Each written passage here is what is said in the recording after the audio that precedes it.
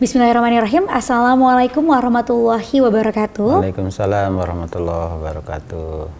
Apa kabar pemirsa TVMU dimanapun Anda berada? Semoga pemirsa semuanya selalu dalam keadaan sehat walafiat, bersemangat dan juga bahagia dalam menjalankan kehidupan sehari-hari. Amin. Dan senang sekali pemirsa karena kita bisa kembali berjumpa dalam program Teras TVMU bersama dengan UHAMKA, kampus yang keren dan juga asik ini pemirsa, yang nantinya selama kurang lebih 1 jam ke depan Anda akan ditemani oleh saya, Vini Auliani. Nah pemirsa, kali ini kita akan membahas topik yang sangat menarik sekali karena ini berhubungan dengan spiritual journey nih pemirsa, yaitu kita akan membahas mengenai spiritual journey dalam membangun peradaban berkemajuan bersama dengan Kaprodi dari Pendidikan Agama Islam Pasca Sarjana atau S2, yaitu ada Bapak Dr. Thohirin SH.MPDI yang saat ini sudah berada di samping saya. Assalamualaikum Pak Thohirin. Waalaikumsalam Mbak Vini. Ya, apa kabar Pak? Alhamdulillah sehat, luar biasa, dahsyat. Dahsyat Pak. Bapak kayak motivator nih Pak. Alhamdulillah sehat luar biasa, dahsyat lagi Pak ya. Alhamdulillah. Baik, biar ada Pak. Vibrasi kebaikan. Vibrasi baik, kayak jadi nular nih Pak. Saya juga jadi ngerasa alhamdulillah selain sehat juga luar biasa. Dan semoga bisa dahsyat juga karena dengar pencerahan nih dari Bapak Dr. Thohirin. Nah Pak Thohirin, ini kan Bapak Kaprodi Pasca Sarjana jurusan Pendidikan Agama Islam gitu ya. Kenapa sih yang membuat urgen gitu kan, penting gitu Pak untuk mengambil studi lanjutan S2 Pendidikan Agama Islam gitu kan, apalagi kalau S2 kan cuma 2 tahun ya Pak ya. Kalau pengen belajar agama gitu mungkin waktunya terasa singkat ya, 2 tahun gitu kan ya. Berarti ini kenapa harus gitu, dan ini ditujukan buat siapa aja sih yang perlu ngambil S2 PAI ini Pak? Ya baik, terima kasih Mbak Vini dan pemirsa TVMU dimanapun berada. Alhamdulillah saya senang sekali diundang di sini ya. Tentu saja kalau ditanya untuk apa kita kuliah di prodi ini ya, prodi yang keren ini gini. Keren ya, seperti kampusnya. Secara profesional memang tentu dibutuhkan bagi para guru-guru, terutama guru pendidikan agama Islam. Jadi secara struktur pendidikan kan harus mengambil jurusan yang linear ya. Jadi guru-guru PAI itu maka S2-nya ya harus di PAI. Dan sekarang tentu saja sudah menjadi tuntutan profesional ya. Pada saatnya nanti guru-guru yang khususnya guru PAI itu ya akan diminta untuk punya strata 2 kan gitu ya. Kalau dulu sekarang belum sangat wajib ya. Tapi pada saatnya ya pemirsa sekalian itu pasti akan ada. Kayak dosen misalnya kan dulu S1 naik lagi S2 ya, sekarang nggak bisa kalau nggak S3 kan gitu ya. Betul, untuk dosen. Nah untuk guru tentu saja mengikuti gitu. Jadi kompetensinya terus terang harus dinaikkan terus secara profesional begitu ya. Baik. Nah tapi tentu saja tujuan kami itu bukan hanya semata-mata untuk profesional dalam arti pekerjaan ya. Tapi kami punya moto ingin membangun peradaban yang berkemajuan yang diwarnai oleh nilai-nilai agama gitu. Maka kami punya moto beyond learning gitu ya. Jadi ini adalah bukan sekedar belajar, tapi it is a spiritual journey. Jadi sebenarnya kuliah di tempat kami itu memang adalah pendalaman spiritual juga, penghayatan kepada agama gitu. Karena itulah yang sekarang ini sangat dibutuhkan dalam perkembangan peradaban. Kan sekarang lagi booming secara internasional kan mental health kan. Ya, jadi sekarang penyakit yang menjadi pembunuh paling tinggi pertama justru bukan penyakit jantung tapi stres. Nah, itu. Nah, itu kan salah satunya nanti agama menjadi salah satu mekanisme pengobatan secara kerohanian gitu, sehingga ya peradaban material itu maju tapi peradaban spiritual juga harus berimbang seperti itu. Baik ya. Jadi ini yang pertama ini jawaban untuk yang ingin meningkatkan kredibilitas ya Pak ya, secara akademik profesional bagi para guru, dosen dan pendidik lainnya. Tapi juga ada satu visi misi juga ya Pak ya tadi, yaitu untuk tadi beyond learning, spiritual journey, dan just only learning ya. Jangan just only learning ya, tapi juga menjadi spiritual journey tadi itu untuk membangun peradaban yang berkemajuan, karena ini kan Hamka Muhammadiyah gitu. Tapi korelasinya ini jembatannya tuh di mana Pak? Kalau misalnya dari sebuah perjalanan spiritual itu tadi atau spiritual journey itu bisa ikut serta membangun peradaban gitu. Iya. Pertama kami melihat secara khusus dulu ya dalam konteks pembelajaran agama ya, dalam konteks pembelajaran agama di sekolah-sekolah ataupun dimanapun. Sebenarnya secara kuantitas itu sudah banyak ya, mungkin kita nggak kekurangan ya. Pembelajaran agama kan sudah sejak dari TK bahkan ya. Apalagi kalau di pesantren harus belajar gitu, lagi di S2 itu apa belum selesai juga. Betul, tapi kan kita melihat ada yang kurang. Misalnya di dalam pembelajaran agama kita ya itu seringkali cenderung terlalu kognitif ya. Jadi based on mind gitu ya, nggak based on heart gitu ya. Jadi kita sering melihat seperti itu. Jadi menilai kompetensi keagamaan itu sama dengan menilai mata pelajaran lain gitu ya, padahal kan harusnya beda. Dan inilah salah satu tujuan pendidikan nasional, yaitu untuk melahirkan insan-insan yang beriman dan bertakwa, ya kan? Nah, itu dia. Yang masalahnya adalah justru bagian ini suka tidak dievaluasi secara baik gitu kan, agak kekurangan betul ya itu ya.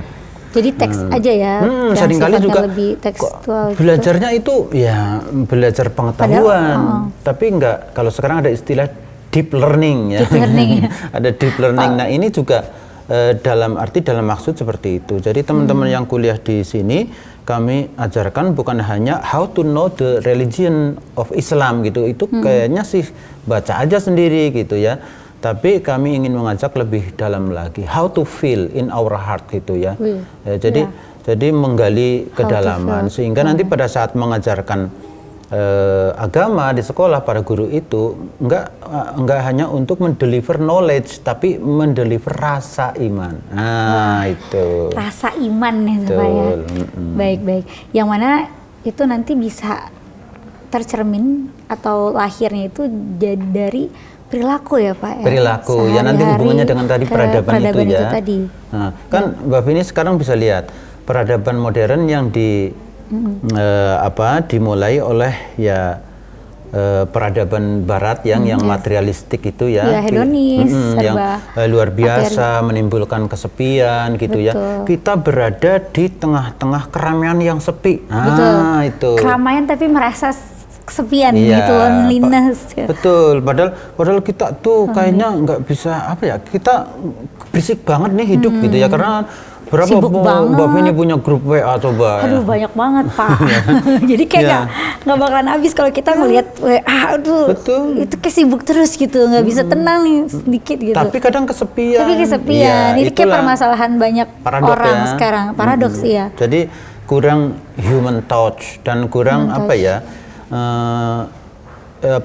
perhatian terhadap meaning of heart-nya itu yang kurang itu. Jadi ya ramai sekali, berisik sekali hidup ini, tapi kok bisa kesepian, kehilangan makna. Itu gimana Pak? Iya. Ya, seperti itu. Ya karena kita nggak attach dengan sumber power kehidupan, sebenarnya begitu. Iya, jadi itu jawabannya ya. Iya. Jadi sumber power kehidupan Allah Subhanahu wa taala yang gitu ya. Jadi harusnya manusia kan attach dengan sumber powernya. Jadi seperti kalau kita meninggalkan itu kita kehilangan bagian dari diri kita. Nah, jadi kalau di dalam Al-Quran kan disebutkan bahwa setelah manusia itu siap untuk diciptakan, wa nufikha fihi mir ruhi, kata Allah kan gitu ya kan. Jadi saya tiupkan di dalam diri manusia itu, kata Allah, ruhi, ruh saya. Berarti di dalam diri kita itu ada potensial ketuhanan. Jadi seperti kan ana aqrabu ilaihi min hablil warid gitu ya, pernah dengarnya? Kata Allah, saya lebih dekat kepada hambaku daripada urat leher kita. Iya, karena ada potensial ketuhanan ada di dalam diri kita. Jadi kita sebenarnya ada chip yang kita bisa hubungkan dengan harusnya iya Tuhan. sebagaikan Ya, gitu. tapi itu kadang tidak diapresiasi. Pendidikan modern kadang hanya mengapresiasi nalar kognitif, bagaimana berpikir, menganalisa. Itu hanya tempatnya di sini sedikit sekali gitu. Tapi kedalaman dari itu nggak dibahas. Padahal itu yang paling tipis ya, kemampuan kognitif itu, yang intellectual exercise itu gitu. Yang terluar ya Pak ya. Iya, yang terluar. Dan bayangkan itu yang paling rumit. Jadi maksudnya problematik gitu, confusing gitu. Bayangkan Mbak Vini sehari semalam itu berpikir kurang lebih 6.000 pikiran. Iya bisa, benar Pak. Jadi harusnya kita setel nggak dari sini Mbak Vini, tapi dari sini. Dari sini. Nah itu nanti ya, Pak, ya? di prodi ini nanti diajarkan bagaimana menyetel kehidupan nggak hanya dari sini kemari, tapi dari sini ke sini. Dari sini ke sini nanti insya Allah semuanya lancar tuh Pak ya. Beres ya. Wah semakin menarik ini Pak Tahirin, saya jadi makin semangat karena nggak cuma dapat ilmu tapi juga dapat siraman rohani nih jadinya nih ya pemirsa. Baik Pak Tahirin, kita jeda sejenak ya, dan juga pemirsa jangan kemana-mana, kita masih akan kembali tapi kita lihat dulu nih yang berikut ini. Pemirsa, kembali lagi dalam Teras TV-mu bersama Dan Uhamka. Kita lanjut lagi nih pemirsa, ngobrol tentang spiritual journey dalam membangun peradaban berkemajuan. Nah, ini Pak Tahirin tadi sangat mengena sekali ya, memberikan secercah gitu ya Pak ya, pencerahan gitu kan, bahwa kita harus mulai dari hati dulu nih baru ke pikiran gitu kan. Nah, tapi juga ini Pak, pilihan-pilihan untuk kita melanjutkan nantinya calon mahasiswa melanjutkan pendidikan S2 kan banyak ya, selain di UHAMKA. Semuanya kan pendidikan agama Islam yang kita tahu ya, pendidikan agama Islam kan sumbernya Al-Qur'an dan hadis ya. Ininya panduannya. Yang spesial nih dari PAI S2 UHAMKA apa Pak? Ya, baik ya. Ini penting sekali untuk pemirsa ya, supaya tahu bedanya gitu kan. Memang jurusan pendidikan agama Islam, magister pendidikan agama Islam di UHAMKA ini relatif di antara prodi yang lain yang paling baru nih gitu. Karena itu saya sebagai kaprodi dan tim itu sudah men-search nih, membanding-bandingkan, melihat mana yang dibutuhkan ya, mana perbedaannya gitu ya. Jadi salah satunya adalah kami satu itu ada tazkiyatun nafs itu ya. Jadi kami ingin membangun dari heart, dari hati. Jadi bukan kognitif learning saja gitu, tapi memberikan input kepada dimensi kerohanian itu. Nah, yang kedua kita berikan materi berkaitan dengan artificial intelligence. Nah, itu mungkin jurusan PAI itu untuk magister mungkin juga masih jarang ya. Jadi sudah hatinya baik, sudah bisa membangun inner self-nya dengan baik, kemudian dia punya wawasan yang modern, yang terkini ya. Jadi artificial intelligence. Yang satu lagi adalah kami berikan wawasan global. Jadi wawasan internasional, termasuk kami berikan materi bagaimana pengelolaan sekolah bertaraf internasional.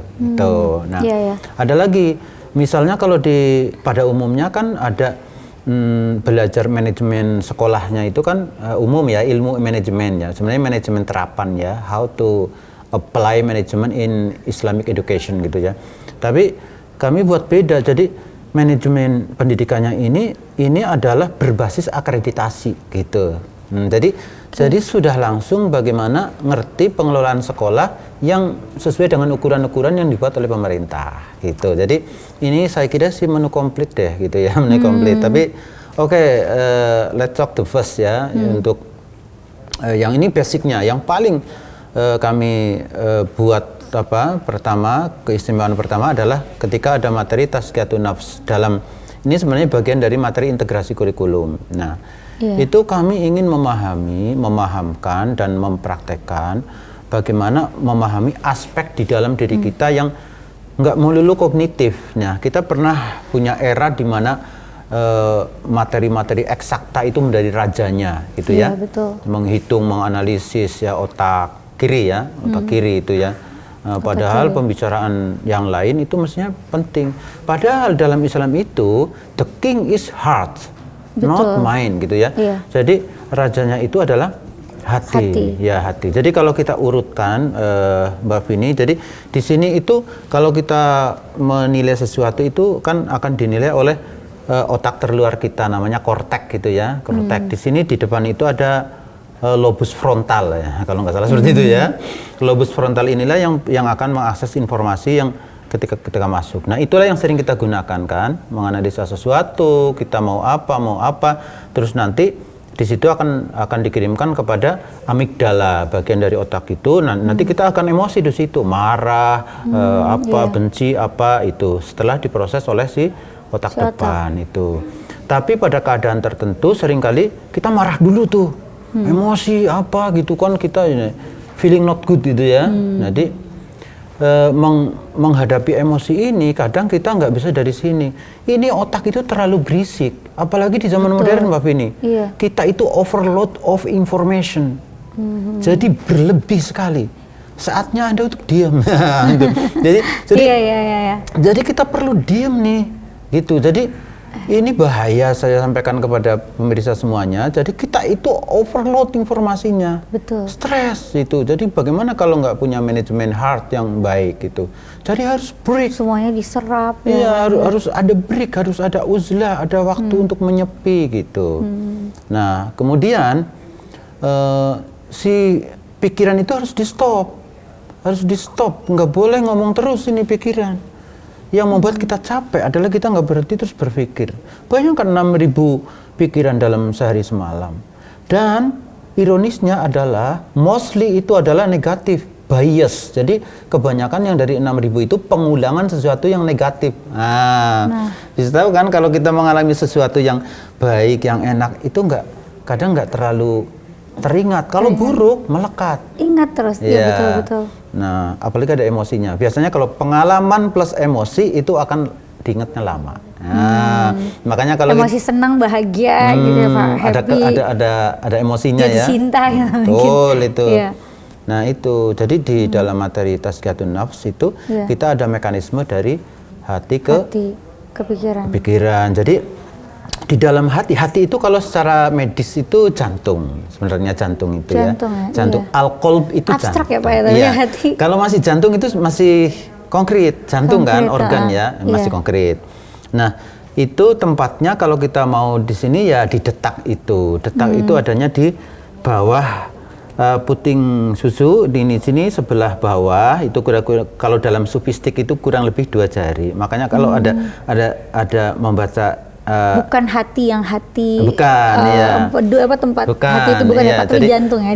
Jadi di situ. Jadi disitulah makanya kita ada jikir-jikir yang untuk mengintervensi di sini. Menenangkan hati. Di dalam jantung itu nanti di dalamnya ada 2 saraf yang penting. Saraf simpatik dan parasimpatik. Nah, itu. Parasimpatik itu apa? Parasimpatik itu adalah saraf yang santai, terus relaxing gitu, bahagia gitu. Nah, parasimpatik itu yang stres gitu. Sebenarnya kedua-duanya berguna ya, tapi untuk mekanisme penenangan jiwa kita harus sering bagaimana mengelola saraf parasimpatik itu ya. Zikir, sholat, nah itu nanti ada treatmentnya ya, ada treatmentnya. Itu adalah mekanisme untuk mengelola saraf parasimpatik kita. Nanti kemudian dari sini akan mengintervensi ke depan. Iya, jadi nanti si otak yang mikirnya kemana-mana nanti akan dikendalikan oleh saraf dari hati itu tadi. Ya, kalau di sini nggak logika, tapi intervensi yang bersifat treatment spiritual gitu. Wah, menarik sekali. Karena kan Tazkiyatun Nafs tuh ilmu menyucikan jiwa ya Pak ya. Walaupun ada bukunya, kita bisa belajar sendiri gitu kan, apalagi di era digital ini. Tapi tetap ya Pak ya, beda, harus dibimbing dan ada yang menyampaikan, mengajarkan gitu Pak ya. Iya kan. Kan kalau di dalam dunia modern sekarang dikenal ada fisika kuantum ya. Sebenarnya sekarang ilmu agama dan ilmu modern itu udah saling mendekat. Nah, kalau di dalam fisika kuantum itu dunia ini kan energi semua.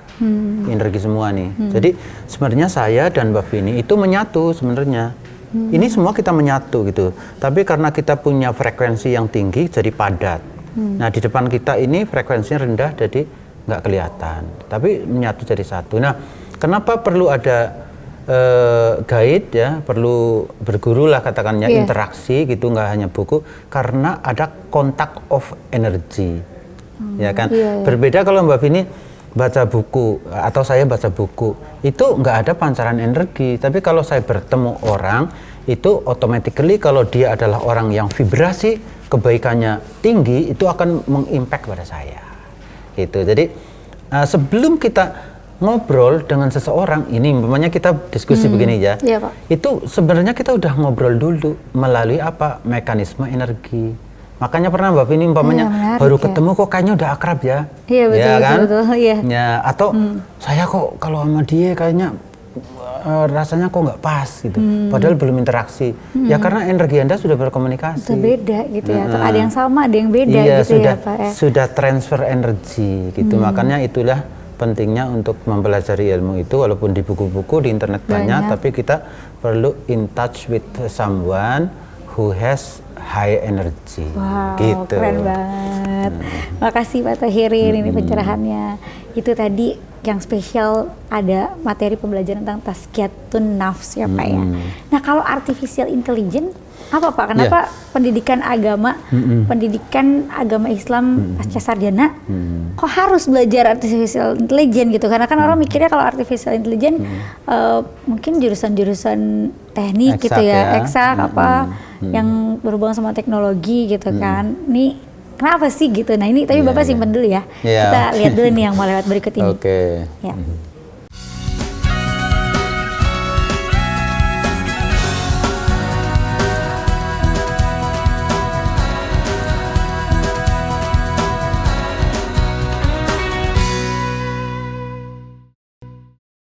Pemirsa, kembali lagi dalam Teras TV-mu bersama UHAMKA. Kita lanjut lagi ngobrol tentang jurusan pasca sarjana pendidikan agama Islam di UHAMKA bareng sama Pak Thohirin. Nah Pak, gimana tuh Pak? Kenapa seorang mahasiswa pasca sarjana pendidikan agama Islam UHAMKA ya perlu untuk mempelajari artificial intelligence gitu Pak? Apa kaitannya dengan agama atau biar jangan sampai tergantikan atau apa gitu Pak? Ya, kalau di dalam agama kan teknologi itu hukumnya kan sebenarnya boleh, mubah ya, boleh, tapi sesuatu yang menjadi keharusan untuk sesuatu yang wajib itu menjadi wajib ya. Ma la yatimul wajib illa bihi fahuwa wajibun, gitu dalam kaidah usul fikih gitu. Jadi sesuatu yang menyempurnakan sesuatu yang wajib, maka dia wajib dipelajari walaupun sebelumnya nggak wajib. Nah, gitu. Nah, karena artificial intelligence ini akan menyempurnakan belajar dalam konteks, dalam jurusan kita, dalam konteks mengajar ya. Yang belajar mengajar adalah wajib. Thalabul ilmi faridotun ala kulli muslimin ya, kata Rasulullah. Mencari ilmu, menjadi orang yang terdidik itu sebuah keharusan bagi seorang muslim ya. Nah, sedangkan sekarang itu nggak mau ya, dengan perkembangan teknologi itu kita harus didukung oleh kemampuan-kemampuan yang mutakhir. Nah, dari sana ya, secara kaidah keagamaan kita berangkatnya dari sana. Nah, sekarang sudah zamannya artificial intelligence ya. Nah, betapa kita tidak sempurna ilmu kita gitu ya, terkait dengan konteks kekinian kalau kita tidak menguasai ini. Nah, itu jadi kita punya alasan yang sangat jelas gitu ya, sehingga guru-guru kita, guru-guru agama harus betul-betul menguasai juga dalam bidang ini gitu. Jadi harus ngerti, dan itu luar biasa sangat membantu di dalam membuat media pembelajaran. Tentu yang kita ajarkan bukan hanya technical ya, technical applying-nya ya, tapi etikanya juga kita ajarkan. Jangan sampai mengandalkan dan teknisnya juga. Betul. Supaya enggak terus nanti ada, jadi AI kan bisa juga membahayakan, bisa juga membawa kemanfaatan kan gitu. Yang penting adalah bagaimana state of mind-nya si pengguna itu kan. Iya, seperti itu. Iya, keren sekali. Nah, untuk yang satu lagi itu wawasan internasional ya Pak. Ini seperti apa Pak? Ya. Wawasan internasional itu lebih konkretnya kalau di dalam kurikulum kita itu nanti diberikan materi cara mengelola sekolah berbasis internasional itu. Jadi apa ya, ada wawasan-wawasan global. Ini nanti ada pengayaannya juga. Nanti ada pengayaan materi yang bagaimana siswa itu punya view, international view itu. Tapi secara definitif ada materi khusus yang bagiannya how to maintain international level gitu.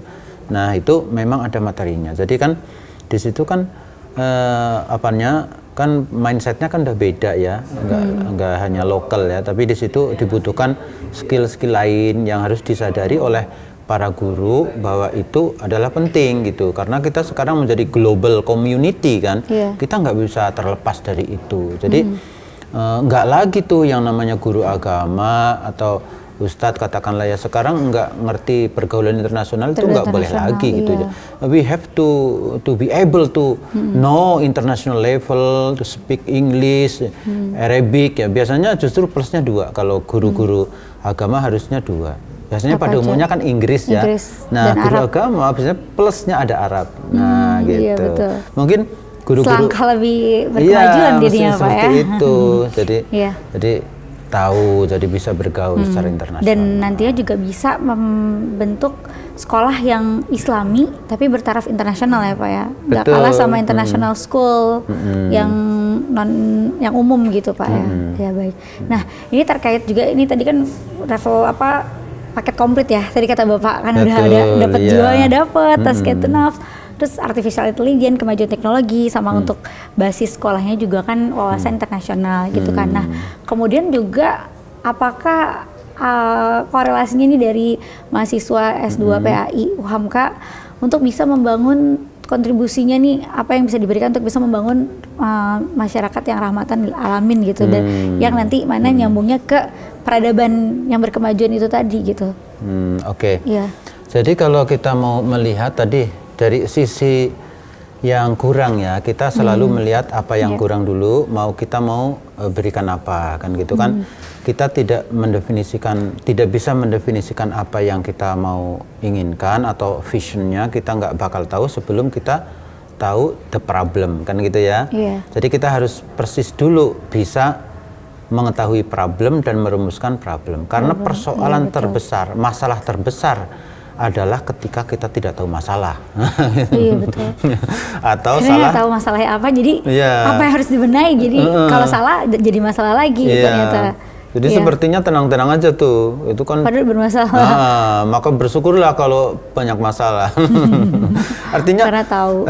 Kalau kita tahu banyak masalah itu step awal untuk berubah. Tentu kalau diem di situ buruk ya itu. Tapi kalau orang yang tahu banyak masalah begini, bagus dong, karena dia tahu yang harus dilakukan seharusnya kan gitu. Dan kita berangkat dari situ. Jadi kita melihat bahwa apa yang kurang dari pengajaran agama adalah salah satunya adalah cenderung kognitif ya. Less of meaning gitu. Jadi itu yang kita ingin injeksikan. Mindset itu yang harus kita berikan kepada calon pendidik ya. Jadi bukan kuantitasnya tapi kualitas ya kan. Oke, sholat udah sehari-hari, udah rutin di sekolah apa segala mungkin ya, tapi bagaimana membuat satu rutinitas itu menjadi sebuah kesadaran. Karena yang didengar alam semesta, atau kalau bahasa modernnya gitu ya, atau didengar oleh para makhluk gaib, oleh malaikat, oleh ars, itu bukan kata, tapi hati kita. Jadi tingkat konsentrasi state of our heart itu yang akan memvibrasi ke dalam kehidupan kita dari dalam gitu. Jadi yang akan mempengaruhi dan akan mendatangkan yang baik itu dari sana dulu yang diperbaiki. Jadi peradaban ini adalah cerminan daripada isi kualitas hati-hati manusia, itu kalau disimpulkan ke sana. Jadi peradaban itu cerminan dari kualitas hati masyarakat. Kualitas hati masyarakat. Kan gimana? Itu yang mau kita cipta ya. Karena kan seringkali orang kalau ingin berubah, biasanya kita melihat faktor luar gitu ya. Pokoknya keadaan berubah, saya berubah. Padahal aslinya dari dalam dirinya gitu kan.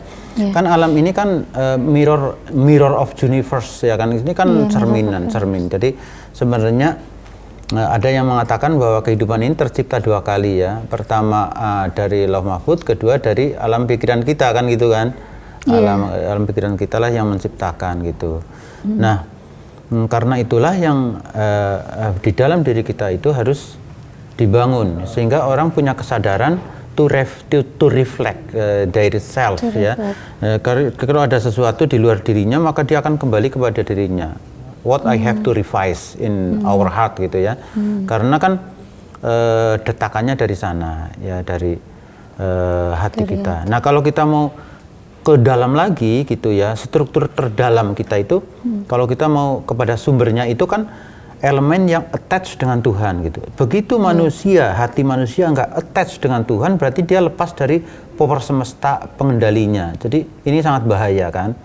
Jadi dia harus tetap menempel dengan power semesta itu supaya ada guidance gitu ya, supaya ada guidance. Kalau lepas itu karena manusia itu punya kelebihan yang luar biasa, itu kelebihannya akan membahayakan gitu.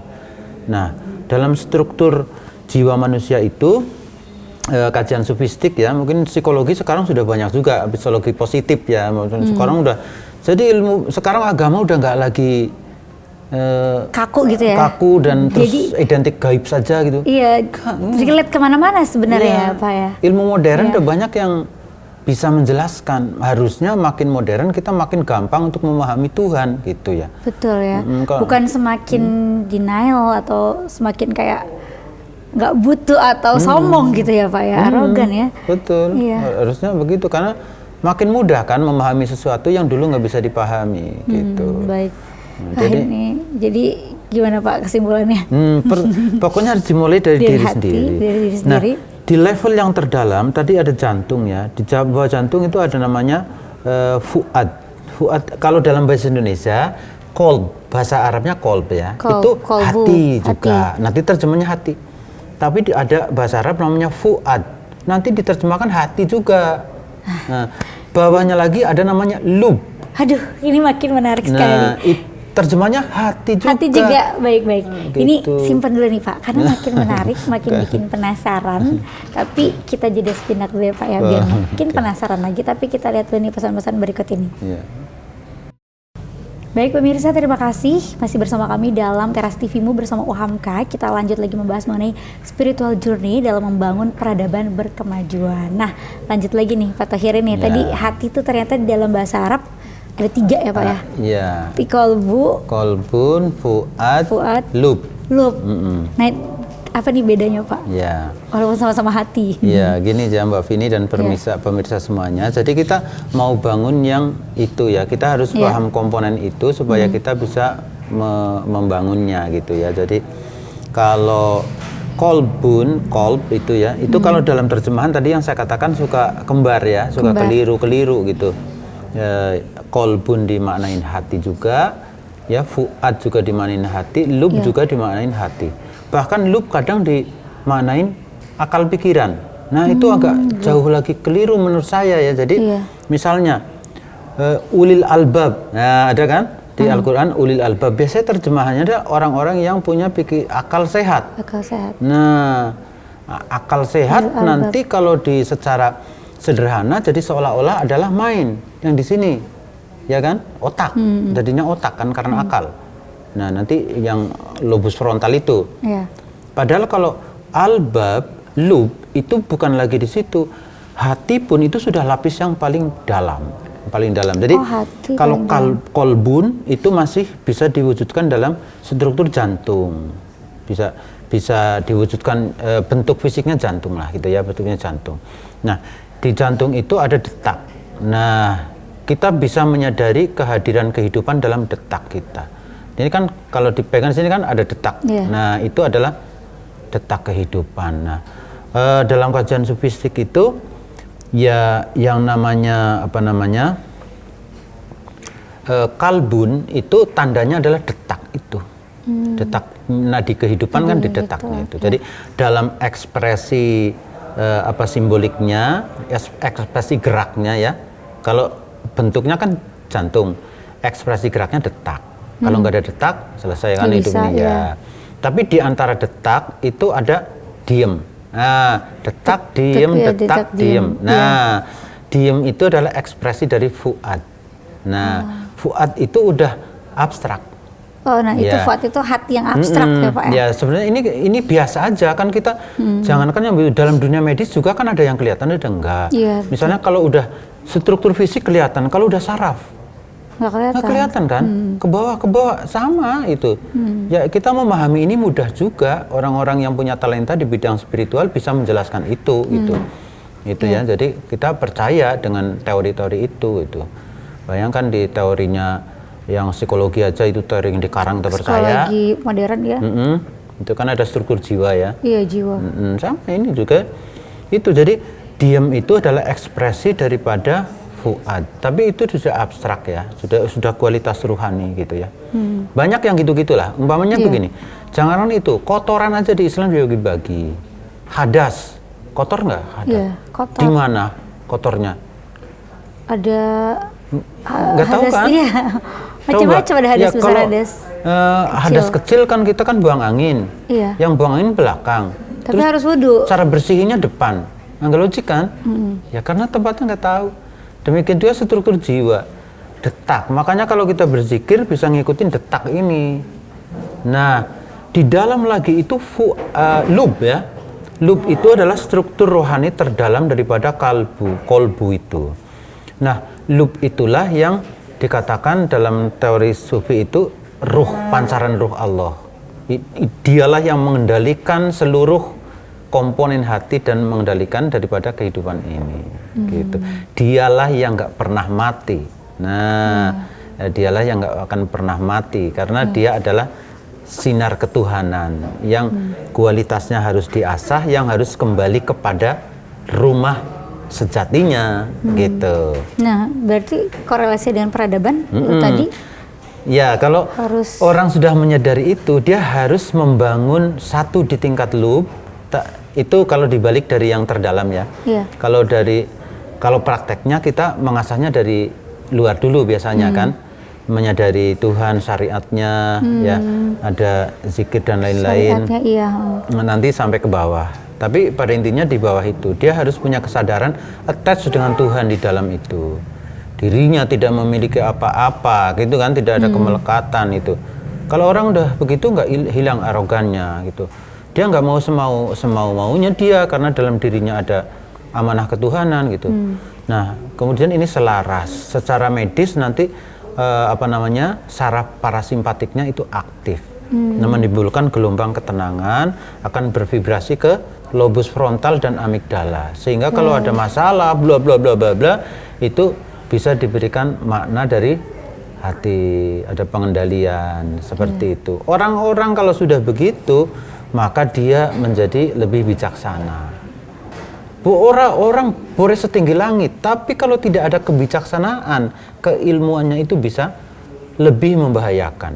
Lebih bahaya orang pandai yang tersesat daripada orang nggak berpengetahuan yang tersesat kan? Nah, itulah pentingnya komponen hati untuk kemudian koneksinya dengan struktur peradaban. Struktur peradaban ya. Iya, jadi dari situ yang mana hal ini diajarkan di S2 PI ini nanti diharapkan akan bisa mendistribusikan lagi ya. Betul. Mencerminkan lagi menularkannya kembali gitu ya, ke anak didiknya, sehingga dari situ menjadi terpatri lagi tuh kan di hati mereka, fahamnya, sehingga ya bisa membangun peradaban yang diharapkan itu tadi ya, berkemajuan itu tadi ya Pak Thohirin ya. Manusia-manusia bijak yang menyadari dirinya, ya, menyadari posisi dirinya. Posisi dirinya. Iya, jadi bukan hanya orang manusia-manusia pintar yang materialistik yang penuh dengan ambisi. Baik. Gitu. Iya. Nah, tapi melihat tantangan juga di masyarakat nih, Pak Thohirin, bagaimana untuk bisa menghadapi tantangan seperti misalnya hedonisme, yang tadi cenderung materialistik, liberalisasi juga, dan bahkan ada juga kita temui berita-berita yang labelnya nih tokoh agama, tapi melakukan tindakan tidak senonoh gitu. Gimana ini bisa membentengi dan gimana juga bisa menjawab tantangan tersebut? Iya, iya. Jadi ada dua istilah, religius atau religion dan spiritual. Spiritual. Itu, ya bisa dibedakan ya. Artinya biasanya kalau spiritual itu adalah bicara tentang meaning of religion kan. Biasanya kalau religion itu identik dengan pengamalan-pengamalan ritual yang sifatnya artifisial ya. Itu kalau di dalam pembagian kita ada syariat ya, ilmu-ilmu syariat. Kalau hanya bergulat di situ, hanya tata cara beribadah, nggak ada kedalaman meaningnya, nggak ada gitu, itu ya biasanya bisa arogan. Orang bisa beragamanya kelihatannya sangat fasih, tapi kesombongannya lebih fasih. Nah, bisa arogan, bisa menimbulkan yang lain-lain gitu, karena agamanya hanya ada di dalam tingkat knowledge dan mungkin praktek yang artifisial gitu, tidak ada pembelajaran ke dalam dirinya ya, gitu. Jadi itu ya, jadi mungkin beragama tadi spiritualnya itu mungkin agak aneh istilahnya ya. Ya.